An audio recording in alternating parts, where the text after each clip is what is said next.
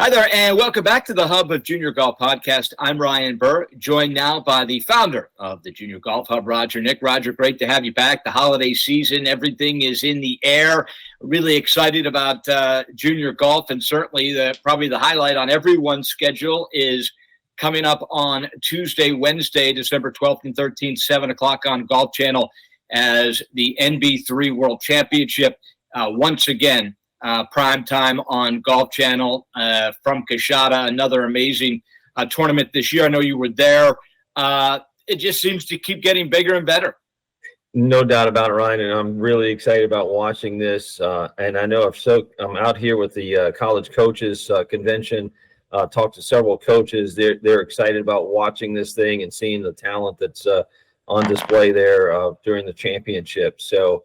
A lot of nice buzz going on around here about it. So really, really well done to you and Notah. Continue and your team. So well done. Well, of course, Charlie Woods, Tiger Woods back, and I think anyone that watched Tiger caddy for Charlie with the bag on his back, refusing to take a card, I think it was a message sent, Roger, and you'll see that in the broadcast. And obviously went on to see Tiger a hero, and it looks like a pretty robust schedule from the GOAT coming to the PGA Tour. So not surprised. I know, everyone, you can't take your eyes off the guy, but certainly it was impressive to see what he put himself through. More of a test for him, or was that a message to the world, Roger? Listen, as you and I talked down in Louisiana, I think it's a message to the world that, hey, this guy's coming back to not only just to compete, but to win. As you know, his personality, when he's out there, his main goal is to win the golf tournament. He doesn't tee it up unless he thinks he can. So I really believe that he's setting himself up to compete to win in 24 for sure. Well, another guy that is built to win and only tees it up to win is our guest this week on the Hub of Junior Golf Podcast. We welcome in the 39th ranked player in the WAGR rankings, Brendan Valdes, who will enjoy an incredible junior season at Auburn. I look at the numbers, 7 top 10s. He's got 4 top 5s already, including a win. I don't know if it should be a win, Brendan. It came in your hometown, but nonetheless, congratulations on what has been a remarkable start to your junior season. Well, thank you very much. Yeah, congrats. Let's get into a little bit of Brendan. This is kind of the flagship podcast, if you will, for junior golf and their parents. Certainly you had an amazing junior golf career. So I want to kind of start with you. We talk and hear college coaches. Generally, we have college coaches on this podcast every week that talk about recruiting processes and what they're looking for and whatnot. I got the chance to know you, Brendan, when you were extremely young. I think you came from a gymnastics background. How did you end up picking golf, Brendan? Well, I mean, so I was doing gymnastics at the time, and then one of my best friends just called me up and said, "Hey, you want to do a summer camps?" And I was 8 years old, and I just said, "Yeah, sure, I'm into play." And I kind of loved it ever since. And I just kind of realized that there was a lot more opportunities in golf than there would be in gymnastics. So that's kind of the way I played from there. With that said, as we talk to both coaches on the men's and women's side of college golf, so many of them, Brendan, talk about they look for athletes that played other sports and used other muscles in their body to kind of well-round that body. Looking back on it, I know you were super young, but do you credit gymnastics at all with your immediate success when you went out there at 8, 9 years old? I mean, absolutely. I was obviously in pretty good shape coming out, and I was very mobile, pretty agile. So it just kind of made it a lot easier to swing and not get injured as often and just kind of be ready. Because, I mean, a lot of people think golf isn't hard or very strenuous or athletic, but it's quite the opposite. I mean, swinging at 120 miles an hour, it's gonna hurt your back and your knees, and you got to be ready for it. Well, 120 miles an hour, Ryan, I don't think that's anything you and I know about, but Brendan, that's pretty amazing. Very explosive. To your point, golf is one of those sports that most people don't realize. It's a very ballistic sport, and obviously you do it very well. And I think as we talk about things on this podcast, we want to tell the audience about that journey. And as you were just alluding to, moving from gymnastics, were there some other sports that you played growing up besides golf and gymnastics? Did you do baseball or basketball? Baseball is one of the few that I really didn't play. I played basketball and football, but I never really went to like a competitive league in those. And I grew up with a pool table and ping pong table, so I guess you want to count those too. But it was mostly golf and gymnastics that I played that were like all day, every day type of things. And then I would just play football at like the YMCA or like with my friends. I wanted to run track actually in high school, but my dad didn't think it was going to be the brightest idea. He thought I should stick to golf a little bit more so I could practice. Let's talk about, Brendan, immediate success. I mean, your run through the U.S. kids at the young age, when really that was kind of the only golf that was available then, was legendary in the state of Florida. As a young kid, did you immediately start to think that you could play college golf, or was that never really a goal early on? You knew me pretty well, Ryan. I was always a pretty confident little kid. I would always believe that if I set my mind to something that I was going to be able to do it. And going college, going professional, that was always the goal, always the plan. So it wasn't really much of a doubt in my mind that I wasn't going to achieve it. How about the recruiting process, Brendan? What was that like? I believe, if my memory serves me correct, you were part of the recruiting process before they moved. The NCAA moved the date back to June 15th after your sophomore year. So if I'm right, you were getting recruited at a pretty young age. Is that accurate? Yeah, it was. I believe I got my first ever college letter. I think I was in the 7th grade, maybe. I was definitely pretty young at that point in time. And recruiting was awesome. I got to visit Auburn, Florida, Clemson, a lot of really good schools. And the biggest piece of advice that I could ever give for a junior golfer is, there's a lot of guys that can compete out there on the AJGA and the Florida Junior Tours and the Hurricane Tours. But the biggest thing that you could ever do is just act professional. Don't slam clubs or slap your leg or anything. Just smile and talk to whoever you can. It's not how you play. It's not what you know. It's who you know. I love that advice, Brendan. Very, very good advice for this young audience and the parents to hear that as well. Brendan, I have a question for you. As you obviously you've set most of Auburn's records as a sophomore, now as a junior, moving into eclipsing more of those records. As it starts to pop up, PGAU, NIL, how does that come into play with what you're doing in your preparation to getting to that next level of professionalism? Yeah, PGAU is one of the greatest things that ever happened for college golfers. Being able to just focus on what you're doing now in college and just kind of playing and just letting your golf speak for itself and getting you onto tours is absolutely unbelievable. So it's not like I can really do much about PGA Tour U. I just kind of focus on my golf. But the NIL is a little different. The NIL, it's very, very helpful too. Being able to now pay for my summer golf instead of having to get my dad stressed about it. I can kind of help him out now. Yeah, absolutely.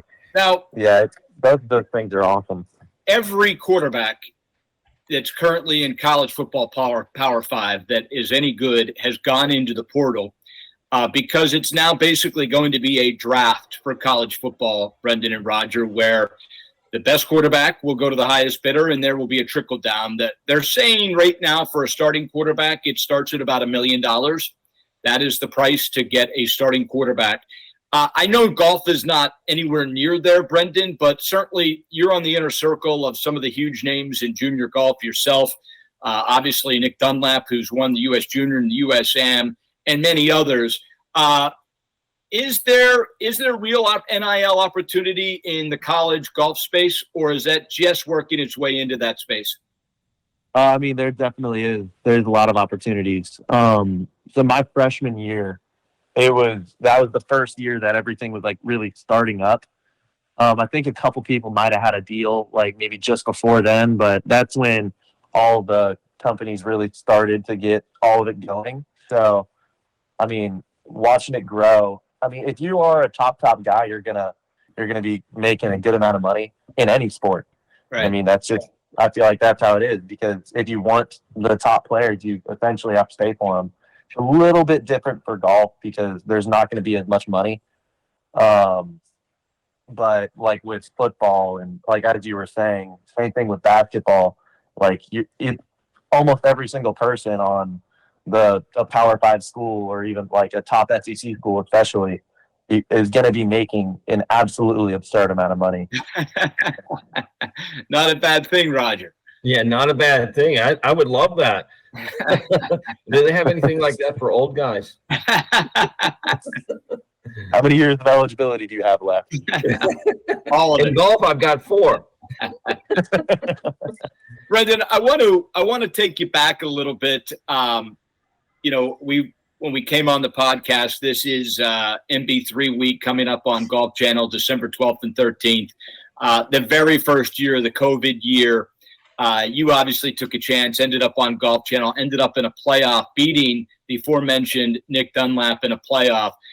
Take us back to that first ever event at Kashada, and then ending up in that playoff with a guy that you go head to head with now for a bunch of years. What are your memories of that week? Oh, I mean, it was awesome. I mean, it was being able to meet Notah. That was obviously really, really cool at the time. Because now me and him, like, we know each other pretty well. That's awesome. But it was an awesome week. And going into the week, I mean, looking at the field, I knew obviously Nick Dunlap was going to be up there at the end. So if I wanted to go out there and win, that I'd have to compete against him. And I mean, obviously, me and him, we've battled at many tournaments throughout the years, and being able to take that one out on him felt pretty good. No doubt. Sure it did. Yeah, Brendan, on the tournament front, I mean, I know one of the things that happens a lot in junior golf, and you've probably experienced to know players, working on their ranking, if you will, to get recognized. Is there some advice to the junior parents out there and junior golfers about, what tournaments to play in, or just go out and compete? Does it matter what tournaments? But what's some good advice out there for these players and parents?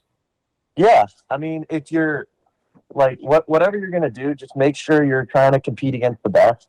I mean, there's no point in trying to play in your junior club championships 12 times if you're not going to be competing against the best guys that you can. I'd say go out. If you live in Florida, try and play the Florida Junior Tour. Try and play the Hurricane Tour. And whatever state you're in, just try and play the state tournaments until you can hopefully try to get into some AJGA events. And whatever you do, just try and practice as much as you can. Practice and play. I mean, that's really all. You mentioned the AJGA. How many AJGA events did you play, or were the invitationals that you got invited to because you qualified for? Was that a big part of your schedule? Yeah, I mean, I played a lot of AJGAs. I have no idea the exact number. I started playing AJGAs, I think I was 13 or 14. And I started off with the AJGA Junior All-Stars, and then I think I played like 1, 2, or 3 of the AJGA Opens, which is the 15 to 18 age group, or the 16 to 18 age group. Mm-hmm. And then I was able to play in the invitationals. And I just played in those for the last maybe 2 years of my junior golf career. Let's talk a little bit about that recruiting process. Not everyone, obviously, is fortunate as you were, Brendan, to kind of have your pick of which school you went to. But how much of the recruiting process was ultimately on you, or did you just sit back and let everybody come to you? I feel like it was a little different for me, especially because of the rule, which now it was June 15th after your sophomore year. Right. But it's a little different for me. I don't know if I could really speak too much from experience to help the new guys now. But I mean, I would say if you want to go to a school, send them an email, send them a letter, make sure that you're on their radar. And then if you're out seeing them in a tournament, try and shake their hand, try and get their attention by hitting a good shot and playing well. I mean, it's really just making sure that they know who you are and they know that you're a nice guy and a good human being, so that you can eventually be recruited pretty well. That's great advice, Brendan. You did mention the 120 swing speed. We hear so much, and even a lot of college coaches have come on here on this podcast and said that, to be honest, that's what they're looking for more than anything else right now is speed. They will not recruit a player even with if they're putting great scores. They're really looking for power. How much have you seen power come into this game since you've grown up in it? Oh, it's crazy how much faster these guys are getting now. It is absolutely crazy. Like I had a friend who hit 140 club head speed.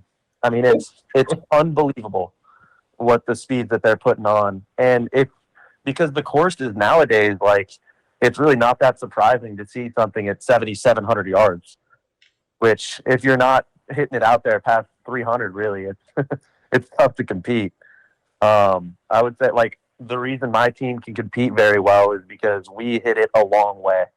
When we can hit, like, we're all very solid everywhere, but we know that every single guy in our top lineup can hit it 320. It's very, very important now, being able to hit it a long way. And you can see it's getting into the tour as well. Like the club head speed a couple years ago versus now, it's a couple faster. And it has to be, or else you're just not going to compete. Yeah, no doubt. And Brendan, a big part of that too is probably what you guys are doing off the golf course, right? In the gym, I assume that you guys have a pretty rigorous workout program and wellness program. How does that work into your schedule? Yeah. So just for us, we have mandatory workouts Monday, Wednesday, Friday at 6 a.m. Get up early and get it going. And but then a lot of the guys, we work out other days as well on our own. We have a very nice facility, luckily, that we can work out in pretty much whenever we want to. And we have a dining hall where we can have breakfast, lunch, and dinner there every single day, which is really nice as well. And so, I mean, it's very, very important. And Coach, he always makes sure to tell us to get as much sleep as we possibly can, or else we're going to fall behind, essentially. Yeah. What about on the mental game? Do you guys work on anything on the mental skills? Yeah. Right now we're actually working with John and Jane Gordon. So that's, I mean, some of the top people in that field that we're able to work with. And we worked with a guy, Jason Self, last year, a guy named Dr. Mo the year prior. I mean, it's a lot of mental game. I mean, as a lot of us have heard, I mean, it's what 90% mental and 10% physical is what the saying is. Yeah. Right. Yeah, that's a lot of mental. Where you can really give a lot of advice is how difficult that freshman year is. And I don't really even mean the golf or the school. I mean just everything. How difficult was that freshman year for you, learning to – your schedule probably was so set through high school as far as practicing and distractions and whatnot in school. And then you go to college, certainly Auburn. There are plenty of parties if that's what you want to do, but there's just so much going on, Brendan. How difficult is that freshman year, and what is your advice to all of our players that will play college golf when they start their freshman year? Is there anything they can do to try to prepare themselves for what that gigantic change is? Yeah. Go to the golf course and don't try and hang out with too many people. Just absolutely stray away from all of that stuff. It's not necessary. I mean, you all have to have your fun, but definitely don't overdo it. One thing that was nice for me was the upperclassmen when I came in. They were very, very nice, and they helped me out, making sure I'm not going to do too much dumb stuff. And like for all the guys that are coming in to go into college, make sure that you become friends with the upperclassmen. So, because they've already been through it, so they can help you more than you know, and the coaches know. So make sure to definitely become friends with the upperclassmen. I'd say would be a huge thing. How about the school part? How difficult was that of an adjustment? Honestly, it's definitely tough, but it's kind of nice. I mean, not having to go from 7 a.m. to 3 p.m. or whatever it was back in high school. Kind of just being able to set your schedule it's very nice. So, like for me personally, I would rather just get my classes out of the way in the morning. So, just get classes from 8 a.m. to noon, and you have the rest of the day to do homework and practice or do whatever you need to do. So, but I wouldn't say that school was that big of an adjustment. It's more just you got to stay on top of it, just the same as everything else. So would you say time management is probably one of the skills that is required to really play at the top level? Oh, absolutely. That's one of the first things that my coach made sure that we were going to do. Every single meeting that we have, like if we're going to be late, then next workout you got to do a punishment workout. Like you got to make sure that you're on time, because if you're not going to be able to compete. I mean, same thing with school. Like you can't come in late, or else you're not going to know what's going on the test. And like if you're going to come to practice late, then you're not going to be trying as hard as the other guys. And if you can't beat the guys on your team, then you're not going to make it to the next level. I want to get into qualifying, how difficult that is, but I want to first start, and then we'll let you go, Brendan. I want to touch on the U.S. Open. Qualifying to play in the U.S. Open, going to LACC, seeing the people that you've watched on television up close, and then having a chance to see where your game is compared to the best players in the world. How was the whole experience? Oh, it was an experience that I will obviously never forget.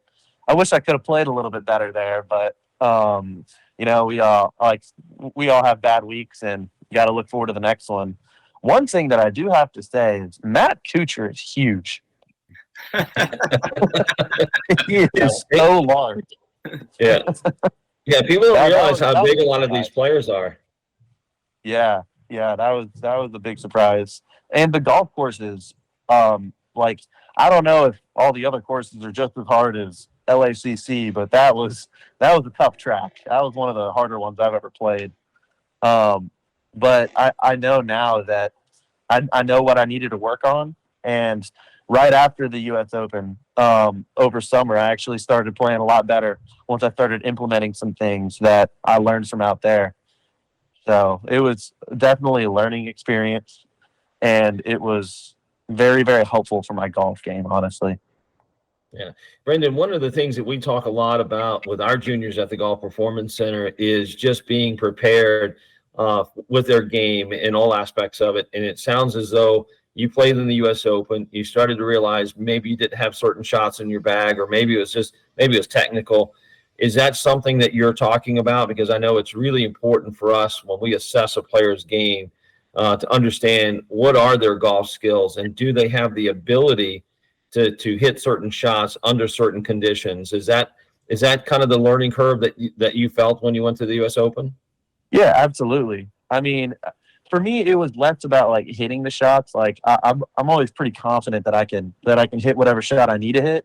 It was more just hitting the right shot at the right time, being able to make my driver just a touch straighter. So instead of hitting it 2 yards into the rough, where normally it wouldn't be too much of a penalty because the rough won't be too bad, out at LACC, you just couldn't get a wedge through the rough. It was almost impossible to hit. Yeah. So making sure I hit it that 2% straighter or whatever that made an entirely huge difference. Same thing with if there's no reason for me to have to hit a 9-iron 165 yards when I can hit an 8-iron and it'll be even more consistent. Those were two of the things that were pretty big for me. Yeah, that's so important.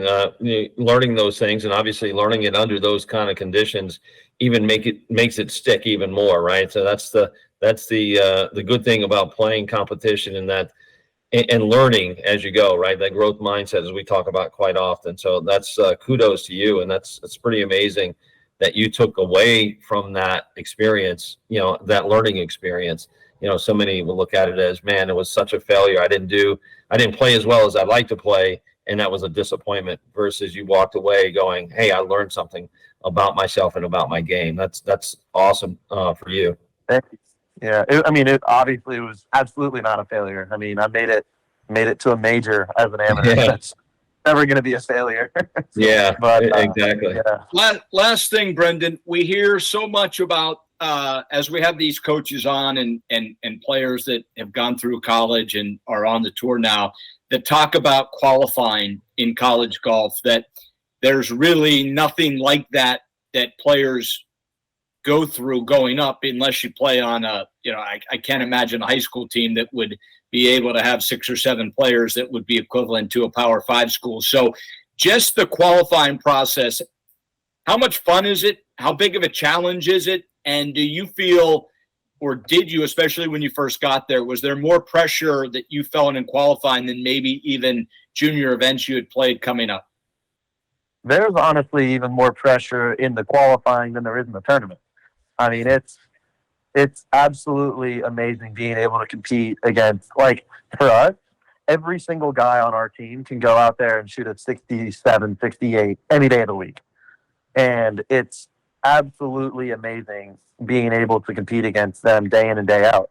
That's why, like, if I can go out there and I can win qualifying, I have full confidence that I can win any tournament, because the guys on my team, I believe they would be the best guy on any other team in the country.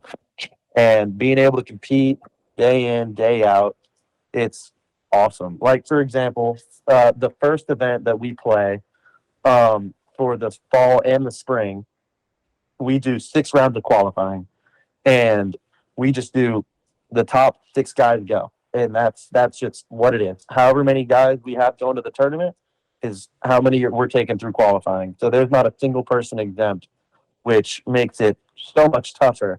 Like, you really have to focus on every single golf shot, which is awesome. Yeah, that's pretty Yeah, that's really pretty amazing at that level. How much the environment continues to be so important for development. And I think that's one of the things, Brendan, you probably looked at as you were going or selecting the school you wanted to go to. That was probably a big part of why you selected Auburn, right? Is that, hey, I want to put myself in the best environment to make my game better. Absolutely. I mean, I came to Auburn so that I'd be on a team that can compete for a national championship. I mean, I feel like that's what we all want. And that's what I'm here to try and do. And if we're just going to exempt 4 guys because they have a track record of playing well, but they might not be the guys playing the best right now, I feel like that just makes no sense in my eyes. If you can't make it through qualifying, then why should you be going to the tournament? Yeah, absolutely. Great advice. Well, Brendan, we can't thank you enough. Certainly, hopefully some NIL comes out of this. People will see you're such a well-spoken, good-looking, and good human. So thanks for joining us. Good luck with school today and practice, and we'll catch up with you soon. Yeah, thanks so much for having me. You have a good day. Yeah, thanks, Brendan. Good luck. Yeah. Well, a real eye-opener, Roger. That was I believe that's probably the youngest guest we've had on the Hubba Junior Golf Podcast. We've heard from so many coaches, but to hear it from a player's eyes and ears and mouth, and you can almost hear the innocence in his voice, right? I mean, he is still 100%, and he may be the greatest player of all time. Let's not say it doesn't happen, but you could feel he's ready to go. He believes that he's the guy. Yeah, no doubt about it. And that's youth, right? And the idea that he put himself in an environment to continue to grow and get better. I think that's something that I hope that our audience hears, because there are a lot of times that you hear from parents and players of, hey, I want to go to a place that I can play. It's almost like I just want a chance to play versus I want a chance to continue my development.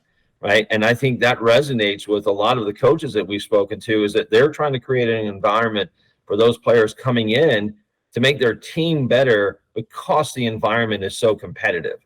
And that's a big deal, especially now as we move into whatever the question mark will be for our golf at the professional level and the highest, Power 5 level that's out there. It's going to be competitive. It's more competitive now than it ever has been, and it's going to continue that. So these players coming up need to get ready for that, need to be prepared. And I couldn't help but think about PDI when he was discussing that gymnastics background. When you look at the PDI testing, certainly a lot of it is golf and golf related, but there's also other metrics that are found there. And I couldn't help just thinking that, gymnastics, you are using the ground. It's an explosion sport, tumbling and different things. The amount of pressure you're able to use the ground force to get up in the air and flip and do things like that. Plus, also, as he said, the flexibility, which we all know in golf, there may not be a more important aspect to speed than those muscles being limber.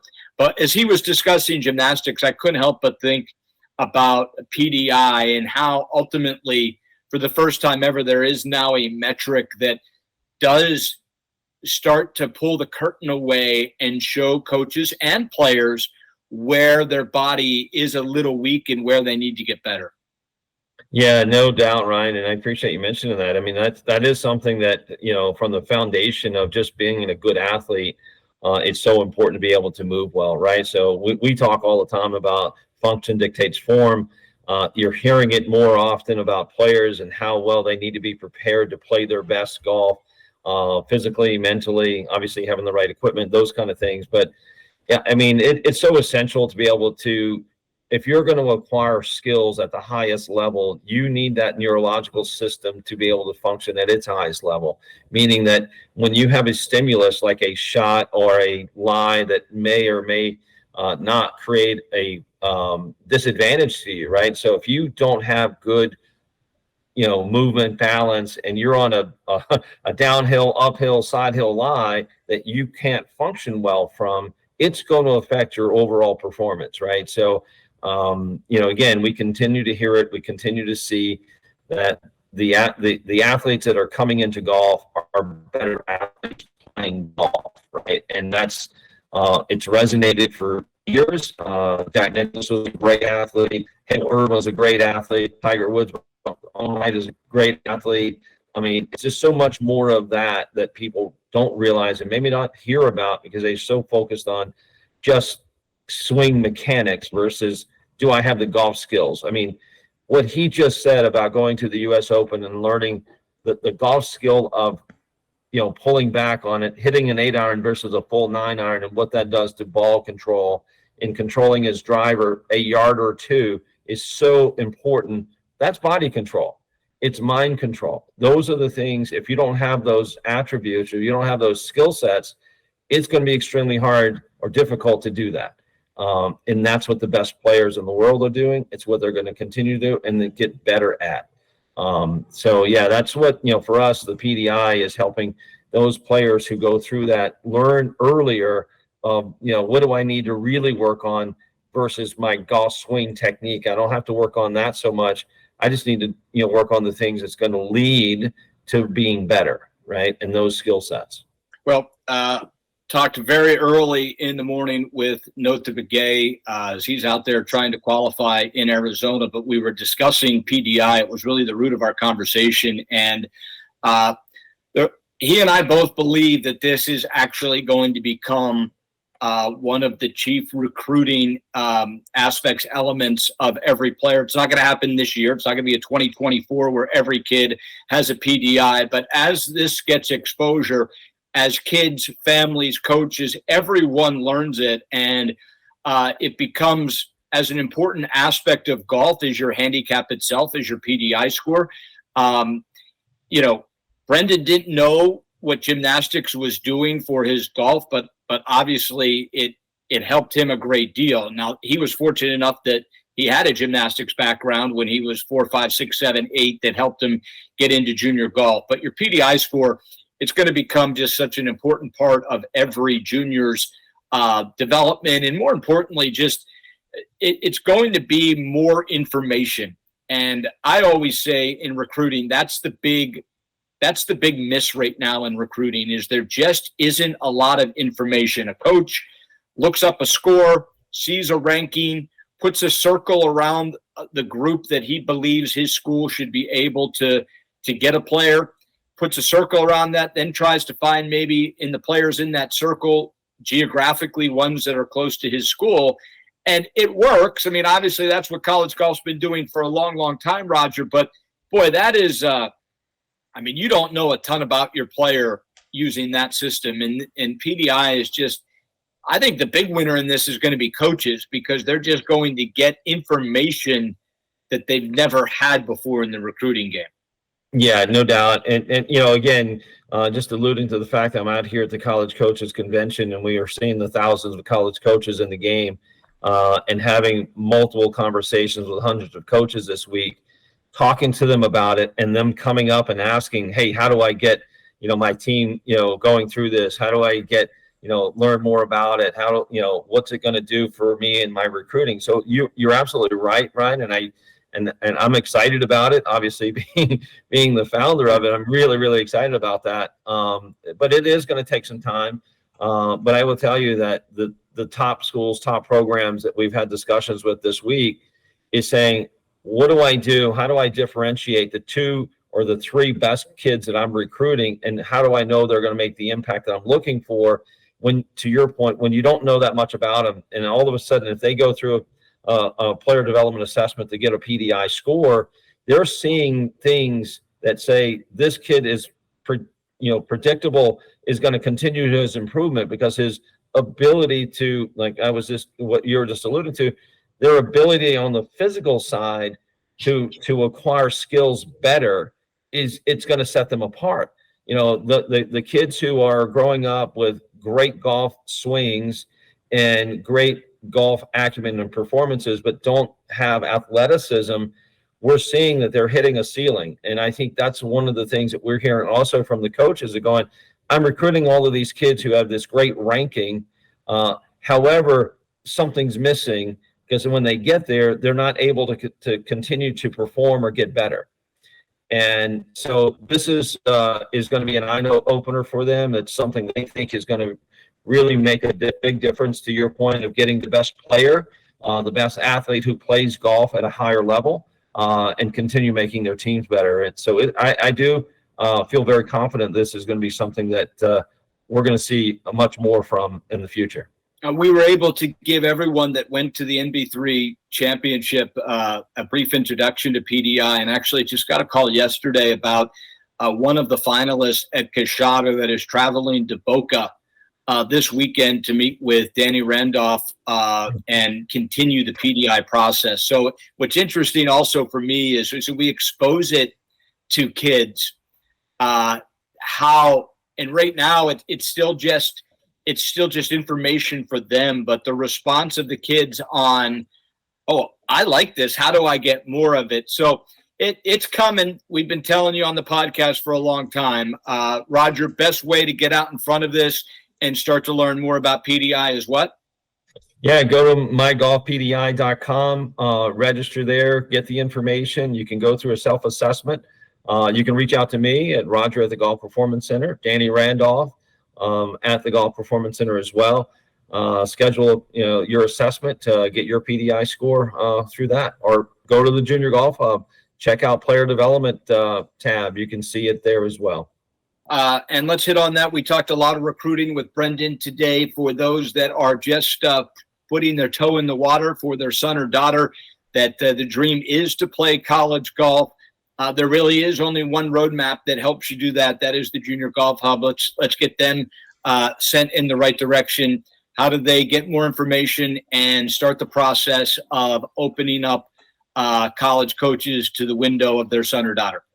Yeah, go to juniorgolfhub.com, create your profile today. I mean, it's free. Go there. The information through the Essentials Guide will take you right through every step you need to know about the college process. There's a checklist, and if you follow that checklist, your chances of putting yourself in front of college coaches is going to be amazing. Extremely high. I put it that way. We have over 1,200 college coaches that are active on there. Like I said, this week, even more, we're coming up and saying, hey, I got to get this. It is the best resource that they're using. It has everything there in one place for them. So go there to juniorgolfhub.com, start your profile today.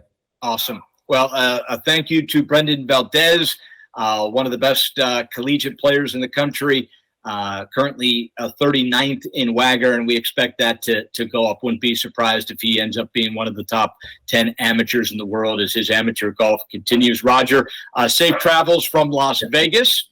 Thank you. Look forward to catching up with you next time on the Hub of Junior Golf podcast.